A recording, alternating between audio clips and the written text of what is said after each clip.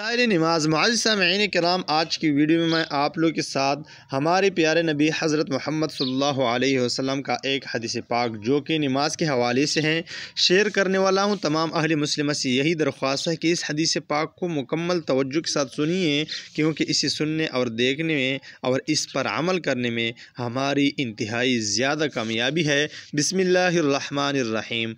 हुज़ूर सल्लल्लाहु अलैहि वसल्लम का इरशाद है कि हक़ ताला शानहू ने ये फरमाया कि मैंने तुम्हारी उम्मत पर 5 नमाज़ें फ़र्ज़ की है और उसका मैंने अपने लिए अहद कर लिया कि जो शख्स इन 5 नमाज़ों को उनके वक्त पर अदा करने का एहतिमाम करे उसको अपनी ज़िम्मेदारी पर जन्नत में दाखिल करूँगा, और जो इन नमाज़ों का एहतिमाम न करे तो मुझ पर उसकी कोई ज़िम्मेदारी नहीं। शेख साहब फ़ायदे में लिखते हैं, एक दूसरी हदीस में ये मज़मून और वज़ाहत से आया है कि हक़ ताला शानहू ने 5 नमाज़ें फ़र्ज़ फरमाई है।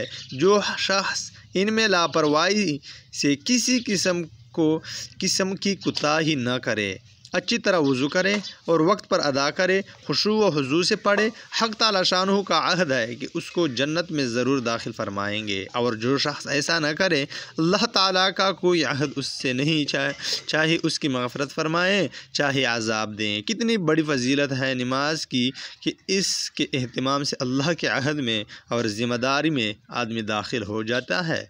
हम देखते हैं कि कोई मामूली सा हाकिम या दौलतमंद किसी शख्स को इत्मीनान दिला दे या किसी मुतालबा का ज़िम्मेदार हो जाए या किसी किस्म की ज़मानत कर ले तो वो कितना मुतमईन और खुश होता है और उस हाकिम का किस कदर एहसानमंद और गर्विदा बन जाता है। यहाँ एक मामूली इबादत पर जिसमें कुछ मुशक्क़त भी नहीं है, मालिकुल मुल्क दो जहाँ का बादशाह आहद करता है, फिर भी लोग इस चीज़ से गफलत और लापरवाही करते हैं। इसमें किसी का क्या नुकसान है, अपनी ही कम नसीबी और अपना ही ज़रर है।